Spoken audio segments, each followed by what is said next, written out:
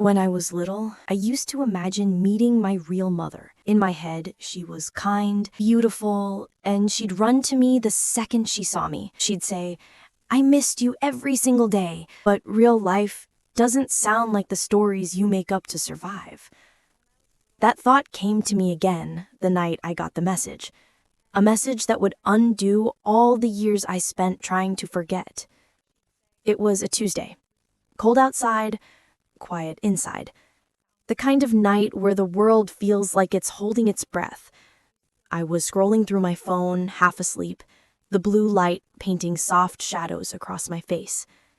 Nothing unusual, just work emails, old photos, unread texts. And then, there it was, a message from an unknown number. No profile picture, no name, just words. "I think we should meet. It's time you knew the whole story." For a moment, I just stared at it. I thought maybe it was a mistake, spam or scam, or maybe one of those wrong number texts. But then I read it again. And again. My heart started beating faster. Not in fear, but in recognition. Because deep down, even after all these years, some part of me knew exactly who it was. I didn't reply right away. Instead, I set my phone down and tried to breathe. But the air felt heavy, like it was pressing against my chest. It had been 5 years since I found out I was adopted. 5 years since I learned that the woman who raised me wasn't the one who gave me life. And in those 5 years, I never once tried to find my birth mother. Not because I didn't want to, but because I was scared of what I might find. What if she regretted giving me away? What if she didn't remember me? Or worse, what if she did and she didn't care? I picked up my phone again, reading the message like it might change if I stared long enough. The number looked unfamiliar, but something about it felt familiar. Like a voice I hadn't heard in years, whispering my name from the dark. I clicked on the profile. Nothing. Just a blank gray circle. Then, almost instinctively, I scrolled down through old messages, like maybe she had texted before. But there was nothing. No history. No beginning. Just this one message, and the kind of silence that comes before something big. I didn't tell Mom about it. Not that night. She'd been quiet lately, more tired than usual. Our relationship had healed a little since the letter. We weren't what we used to be, but we were trying. And I didn't want to break that fragile peace with a ghost from my past. So I kept it to myself. I lay in bed that night, the light from my phone flickering on the ceiling. I tried to sleep, but every time I closed my eyes, I heard the same question over and over in my head. What if it's her? The next morning, I woke up early, before the alarm. The sunlight hadn't even reached the curtains yet. It felt like one of those mornings that pretends to be calm, but hides something underneath. I made coffee and sat by the window, watching the street come alive. Cars, joggers, dogs, everyone rushing somewhere. Meanwhile, I just sat there, holding my cup and wondering if I should reply. I opened my phone again. The message was still there, unread, unanswered, waiting. I hovered my thumb over the keyboard, typed a few words, then deleted them. Again, and again. Finally, I wrote, "Who is this?" Then I stared at the screen, watching the little delivered checkmark appear. A minute passed. Then 2. Then 10. Nothing. I sighed, set my phone down, and told myself maybe it wasn't her after all. Maybe it was better that way. But just as I was about to stand up, the phone buzzed again. "You don't remember me, but I remember you." My heart stopped. I read it 3 times. The words didn't say much, but they said enough. She remembered me. After all these years, she still remembered. My hands were shaking when I typed back, "Who are you?" This time the reply came faster. "I'm the one who gave you away." Everything inside me went silent. The world outside blurred into background noise. It was like someone had just reached into my chest and pressed their hand right on top of my heart. I didn't move for what felt like hours, just stared at those words until they didn't feel real anymore. "I'm the one who gave you away." There it was, the truth I thought I'd made peace with, coming back like a ghost I hadn't invited. I spent the rest of the morning in a daze. Work emails went unanswered. Calls rang out. I couldn't think straight. Every sound, every smell, every detail of that morning felt louder than it should have. The clinking of the coffee spoon, the hum of the refrigerator, even the ticking of the clock, like time itself was mocking me for still sitting there. At one point, I picked up the phone again and typed, "Why now?" The answer came almost instantly. "Because I think about you every day, and I'm sick of wondering if you're okay." I didn't know whether to cry or scream. All those years of silence, and now she decides she's ready to talk? Now she wants to talk? I didn't reply again. Not yet. I needed time to think, to breathe. Later that evening, I sat outside on the porch, the sky slowly bleeding into orange and purple. Mom came out, holding a cup of tea. She smiled, but her eyes were still tired. "You okay?" she asked. I hesitated. "Yeah," I said quietly. "Just long day." She nodded and sat beside me. For a few minutes, we didn't talk, just watched the world fade into night. If she knew what was happening, she didn't show it. And if I wanted to tell her, I couldn't find the words. Because how do you tell the woman who raised you that the one who gave you away wants you back? That night, the phone buzzed again. Another message. "Can we meet? Just once. No pressure, no expectations. I just want to see you." I stared at it for a long time. Her words felt sincere, gentle even, but behind them was a history I wasn't sure I wanted to reopen. I typed, "Where?" She replied, "The Willow Cafe, Saturday, 11 a.m. For the next 2 days, I barely slept. Every outfit I picked felt wrong. Every word I rehearsed sounded fake. I kept imagining it. The moment she'd walk in, the way her eyes would meet mine, the silence that would follow. Would she cry? Would I? Would it hurt to see her? Or would it hurt more if it felt like nothing? I didn't tell Mom I was going. Some secrets you don't mean to keep. They just protect people from what they don't need to relive. Friday night came. I sat on my bed with the letter she'd left years ago, the one that started all of this. The paper was worn now, edges soft from too many readings. "You were only 6 when I let her take you." I ran my finger over that line, over every letter, every word. Somewhere between those lines, I tried to find peace, but all I found was more questions. I closed my eyes and whispered, "Do I even want to see her?" But the truth was, I already knew the answer, because some questions don't disappear. They just wait for the right time to return. And that time was tomorrow. I didn't sleep that night.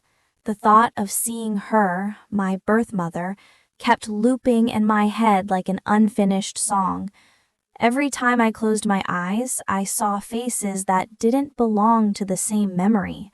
Her face, which I couldn't even remember, and Mom's, which I knew too well. I lay there in the dark, listening to the sound of the ceiling fan spinning slowly above me. It made that soft ticking sound it always did, steady, constant, familiar. But tonight, even that felt foreign. because nothing in my life felt familiar anymore. Morning came quietly. The light was dull and gray, the kind of light that makes you feel like the world hasn't fully woken up. I sat at the edge of my bed, staring at my reflection in the mirror across the room. My face looked the same, but my eyes didn't. There was something new there, a kind of tiredness I couldn't describe. I whispered to myself, "Why am I even doing this?"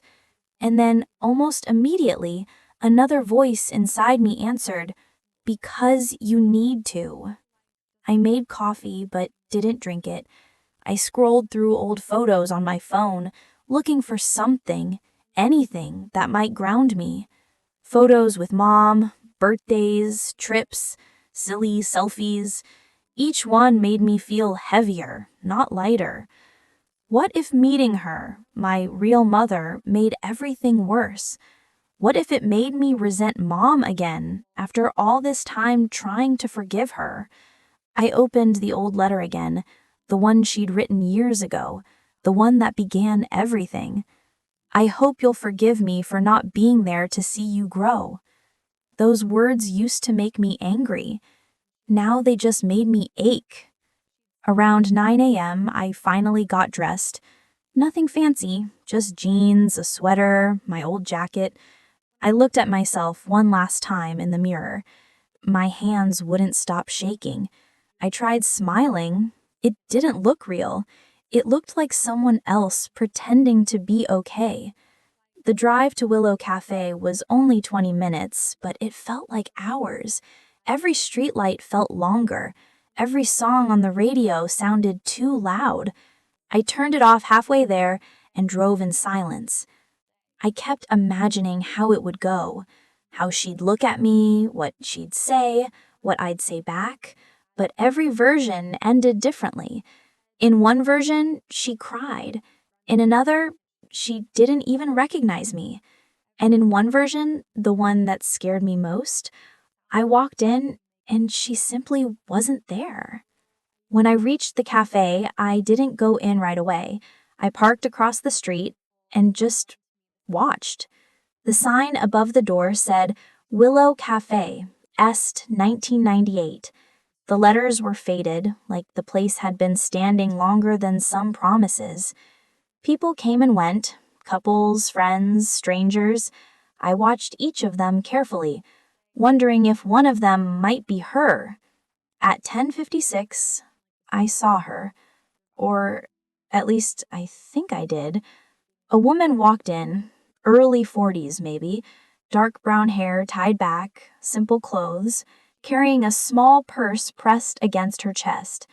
There was something in the way she moved, hesitant but familiar, like a memory that had been waiting too long to breathe. My phone buzzed. A new message. "I'm here, sitting by the window. Blue scarf." I looked up.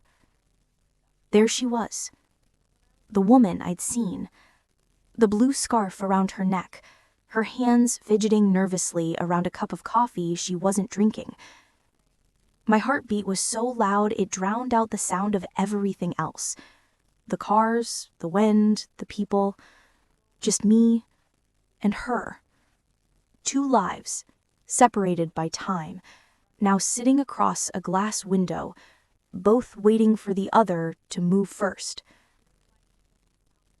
I opened the car door, but my legs felt heavy, like they didn't want to listen. I took one step, then stopped. And that's when I saw something.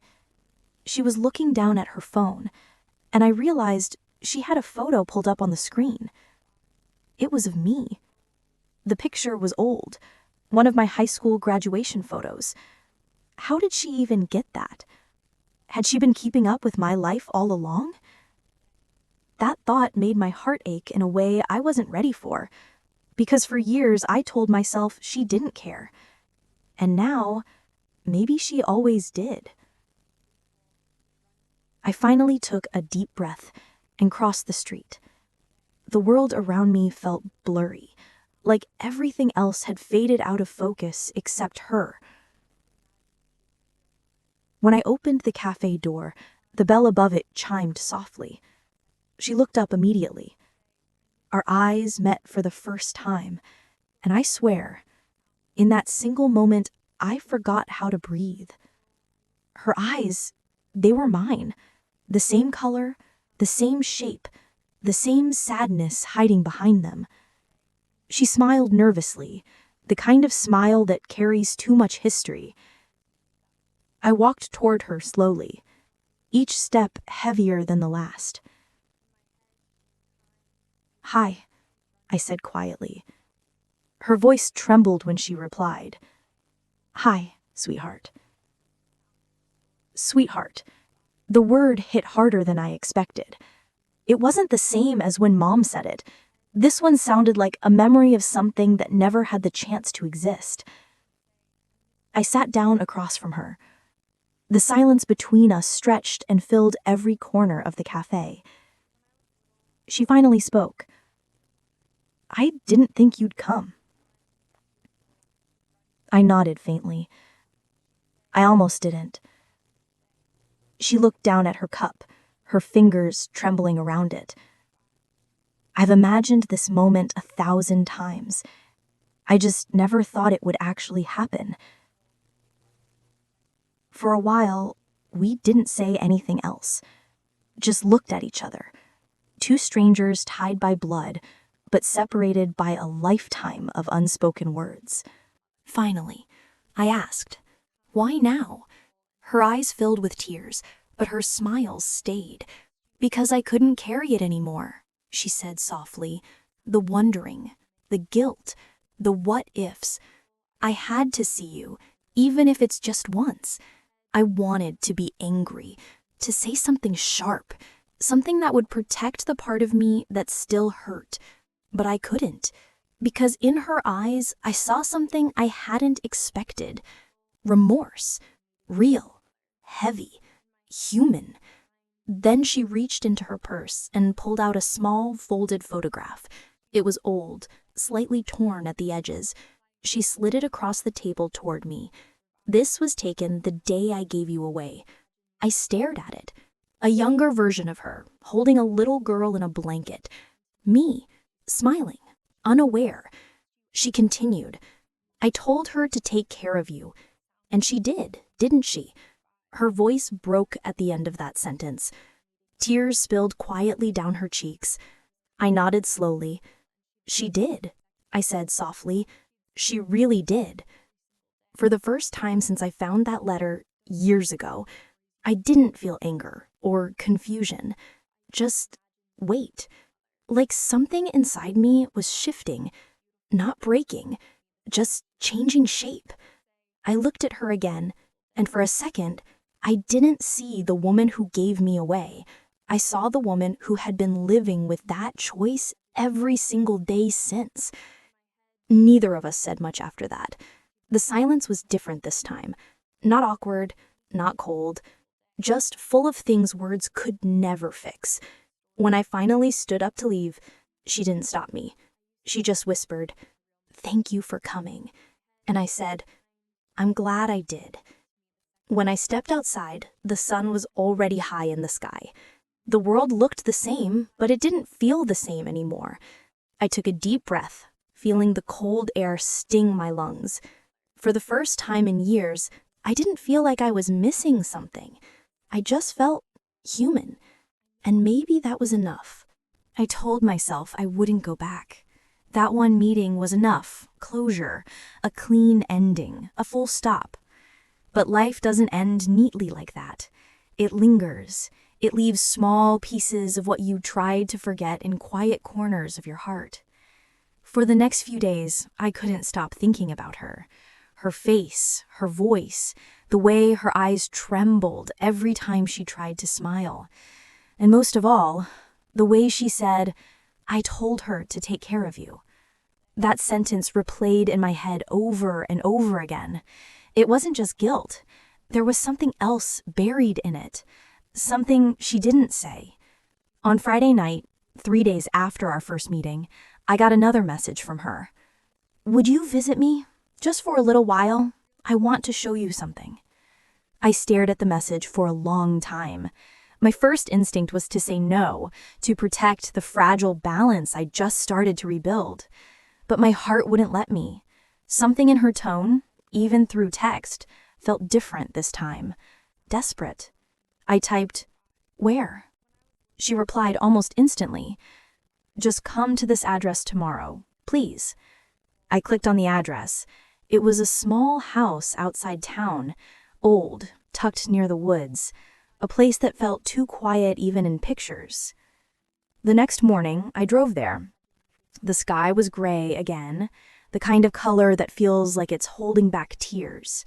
The road was narrow, lined with tall trees that leaned in close, their branches whispering secrets I didn't want to hear. When I reached the house, I just sat in the car for a minute. The place looked tired. The paint was fading, the windows were small, and there was a faint trail of smoke rising from the chimney. It looked like a memory that had been forgotten by time. I got out and walked toward the door. Each step felt like walking into a story I wasn't sure I wanted to hear. She opened the door before I could knock. Her eyes were red, like she hadn't slept. But when she saw me, she smiled, a fragile smile that broke my heart all over again. "You came," she whispered. "I said I would," I replied softly.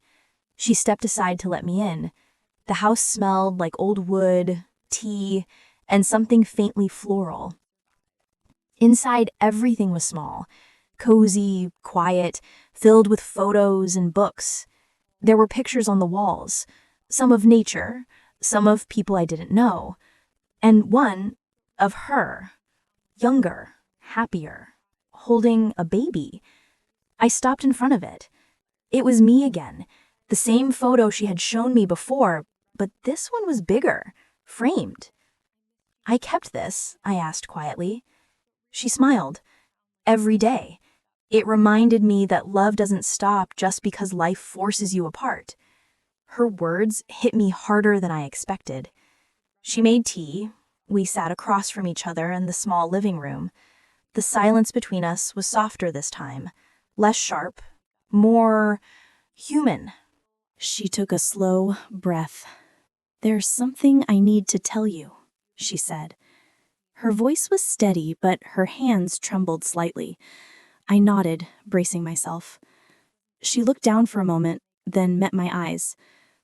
"When I gave you away, I didn't do it because I didn't love you," she began. "I did it because I thought I was protecting you." I stayed quiet. Her words felt heavy, but honest. She continued, "Your father wasn't kind. He didn't want you, and I didn't want you to grow up in fear like I did. So I gave you to someone who promised me she'd love you like her own.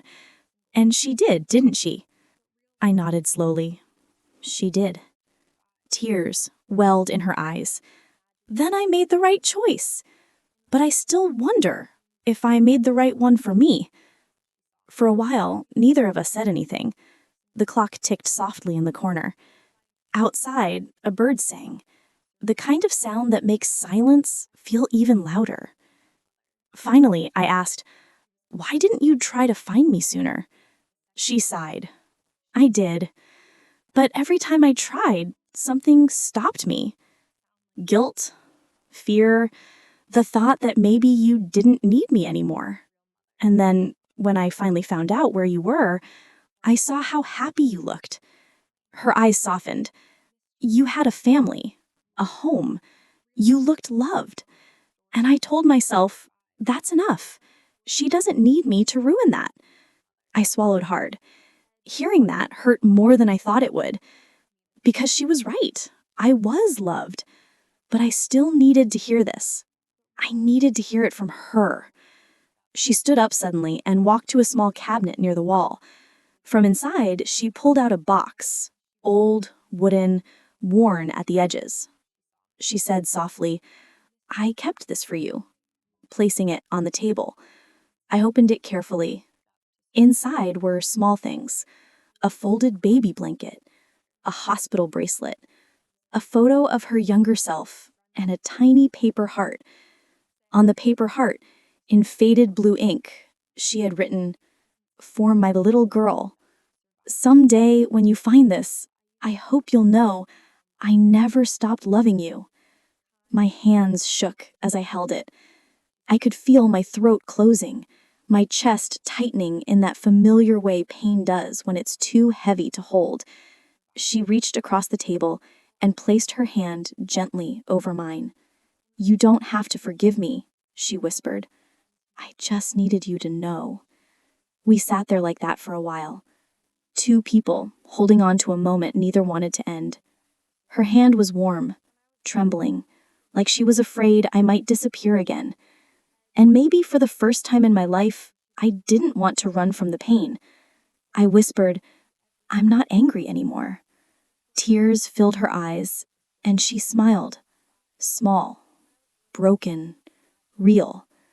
That's more than I deserve. Hours passed without us realizing it. We talked about everything and nothing. Her favorite music, my first school memory, the way she used to hum when she couldn't sleep. It was strange. Even though I just met her, something in me recognized the rhythm of her voice, like part of me had been listening for it all along. When it started getting dark, I knew I had to leave. She walked me to the door, her hands twisting nervously. "Will I see you again?" she asked quietly. I hesitated. I wanted to say yes, but I'd learned the hard way that promises are fragile things. "I don't know," I said honestly, "but I'll call you." She nodded slowly, tears glistening in her eyes.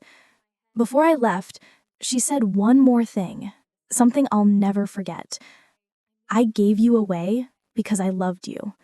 But meeting you again, that's how I learned to forgive myself." When I stepped outside, the cold air hit me, and for a second, I just stood there, staring at the small house behind me, listening to the faint sound of her crying from inside.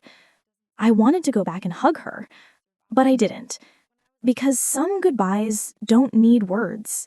They just need love, even if it comes too late. As I drove away, I looked in the rearview mirror and saw her standing in the doorway, watching my car disappear down the road. And somehow I knew this wouldn't be the last time I saw her, because some visits don't end. They just wait until your heart is ready to return. I didn't go back for weeks.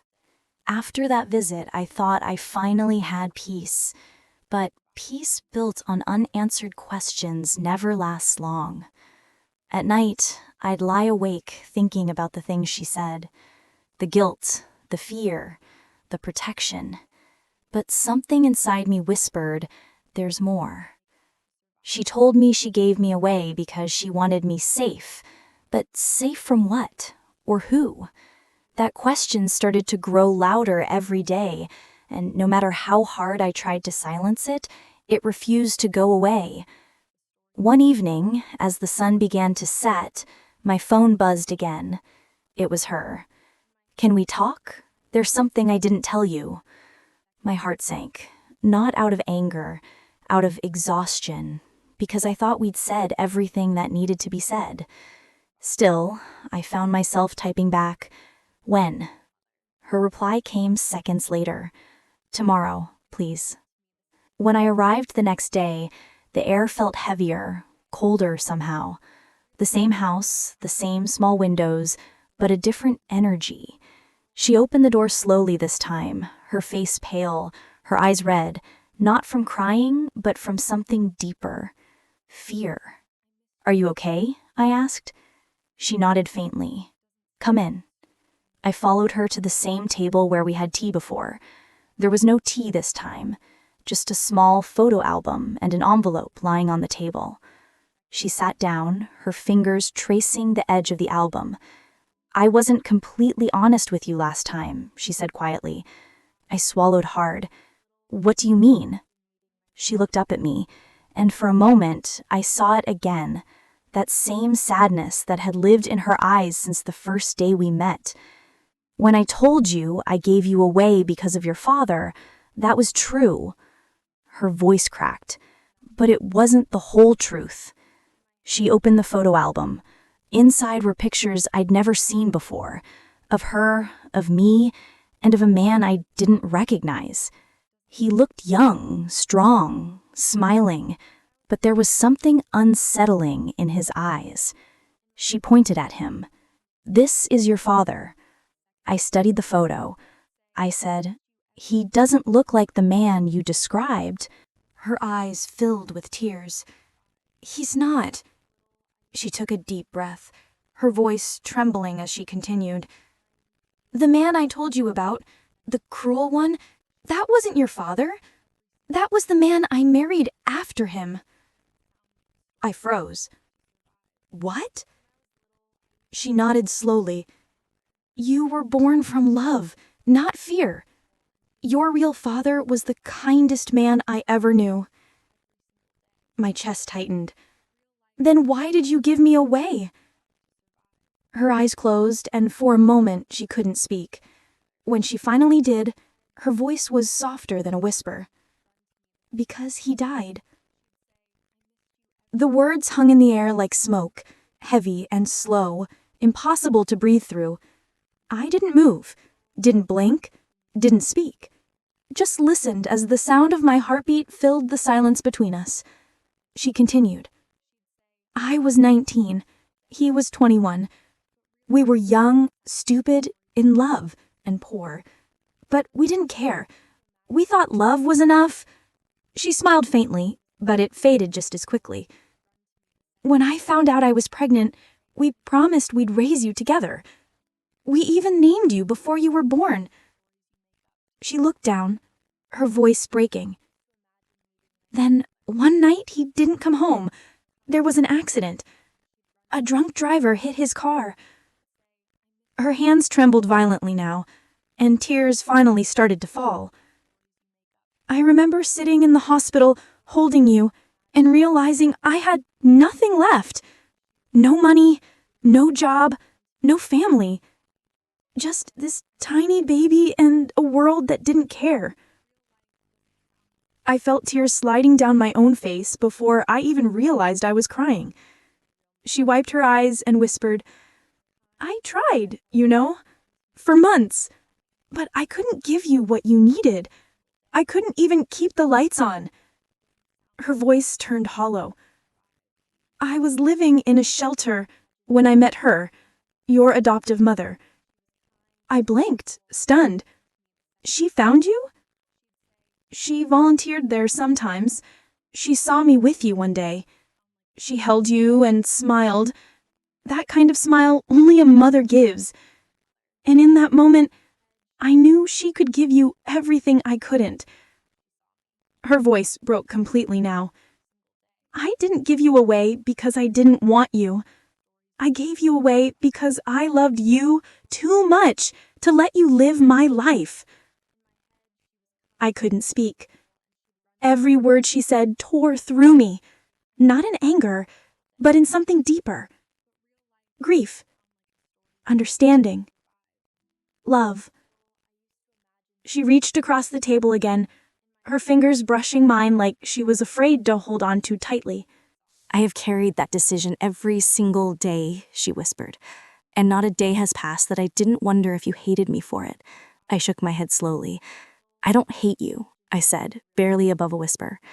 "I just didn't understand." Her tears came faster now. And now, I took a deep breath. Now, I do. We both sat there in silence again, surrounded by the ghosts of our past. His photo, the baby blanket, the old box, the faded paper heart. She reached into the envelope and pulled out one last thing. A letter. "This is from him," she said softly. "He wrote it before he died. He didn't know if he'd make it, so he wrote it just in case." She handed it to me. The paper was old, yellowed with time, the ink faint but legible. I unfolded it carefully and began to read. "My little girl, if you ever read this, it means I didn't get to hold you as long as I wanted to. But I want you to know something. You were not a mistake. You were my best reason to live. Your mom is the strongest woman I've ever met. If she ever lets you go, it won't be because she doesn't love you. it will be because she wants you to have a better life than she did. So when you're old enough to understand, don't hate her, love her, because every choice she makes, even the hardest one, will always come from love. By the time I finished reading, I couldn't see through the tears in my eyes. She reached for me, and this time, I didn't pull away. I let her hold me, the way she should have years ago.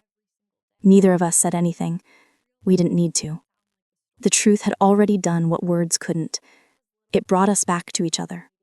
When I finally left that night, the world outside felt lighter. The air, the trees, the sky, everything seemed softer somehow. As I reached my car, I turned back one last time. She was standing at the window, the same photo of him in her hands, watching me leave. I smiled faintly, because now, I didn't feel like I was leaving her behind. I was taking her with me, in the way that love never really dies. It's strange, isn't it? How you can live your whole life searching for answers, and when you finally find them, you don't feel anger or relief, just quiet. Not silence, but peace. That's what it felt like after I read my father's letter, like something inside me finally stopped fighting. For years, I thought I needed someone to blame, but the truth was, I just needed to understand. A week passed before I saw her again. This time, I didn't wait for her to text. I called her. Her voice on the phone was small, fragile, like someone afraid the sound itself might break what had just begun to heal. When I told her I wanted to visit again, she cried before she even said yes. The day was warm, soft light spilling through the trees as I drove down that familiar road. It didn't feel heavy this time. It felt right. When I reached the house, she was already outside, standing on the porch, wearing that same blue scarf she'd worn the first day we met. She smiled when she saw me, not the nervous smile from before, but the kind that comes from relief, from the quiet joy of being seen again. Inside, the house looked brighter. The same furniture, the same walls, but sunlight now filled the spaces that once felt dark. We sat together. No introductions, no hesitation, just two people learning how to exist in each other's world again. She made tea, the same way she did before, except this time, I noticed her hands didn't tremble. We talked for hours, about nothing, about everything. Her childhood, my job, the little things she missed, my first steps, my favorite color, the songs I loved as a kid. She listened like she was trying to memorize every word. And I spoke like I was trying to give her back the years she lost. Every now and then, she'd smile through tears, and I'd realize how much power forgiveness really holds. At one point, she said something that stayed with me. She looked at me and said, "You know, I used to dream about this. You sitting here, telling me about your life. In every dream, you were happy. That's all I ever wanted." I smiled softly. "I am," I said, and for the first time it felt true. Later, we stepped outside. The sun was setting, the sky painted in gold and orange, the kind of sky that looks like it's saying goodbye but still smiling. We stood there quietly, watching the light fade behind the trees. She said, "I don't know how many more visits I'll get, but I'm grateful for this one." I took her hand and squeezed it gently. Me too. A soft wind passed between us. She looked at me with eyes full of something I can't describe, part sadness, part peace, but mostly love. Then she whispered, "Tell your mom I said thank you for loving you when I couldn't." My throat tightened, but I nodded. "I will." She smiled. "That's all I need." Before I left, she handed me something small, a folded piece of paper tied with a thin ribbon. "I wrote this for you," she said. "It's not much, just my heart on paper." I promised I'd read it later, and I did, that night. The letter said, If love had no limits, I would have kept you. If life had no cruelty, I would have raised you. But I believe God gave me the strength to let you go so someone else could show you a world I couldn't. You were never lost, my darling. You were just loved by more than one heart. I cried quietly after reading it, not because it hurt, but because it healed. All the missing pieces, the anger, the confusion, the questions, they finally settled into something that made sense. Love. Not the perfect kind, just real. The next morning, I went to see Mom, the woman who raised me. I told her everything, every word, every tear. She listened in silence, her hand resting over mine. When I finished, she said, "I always hoped she'd tell you herself." I looked at her surprised. "You knew?" She nodded softly. "She wrote to me once, years ago, said she wasn't ready to see you, but she wanted me to tell you she loved you." I felt a single tear roll down my cheek. "She did," I whispered. "She finally did." That night, I lay in bed with both letters, his and hers, side by side. Two different handwritings, two different stories, but the same message running through both. Love. Even when it's broken, even when it's complicated, even when it hurts. It's been months since that last visit. We still talk sometimes. Not every day, but enough. She sends me pictures of her garden. I send her updates about my life. We're learning how to be in each other's world without rewriting the past. And maybe that's what healing really is. Not erasing the pain, but learning how to live around it. When I think back to everything, the letter, the message, the visit, the truth, I realize something I never understood before. You can be someone's child twice. You can belong to two hearts at once. And love doesn't have to compete. It just needs space to exist. So, this is my story. Not of anger, not of loss, but of love, in all its imperfect, painful beauty. Because sometimes the people who leave don't really leave at all. They just wait for you to come find them again.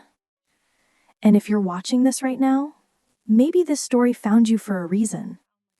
If it did, don't forget to like this video, subscribe, and share it with someone who needs to believe that love, no matter how far it drifts, always finds its way home.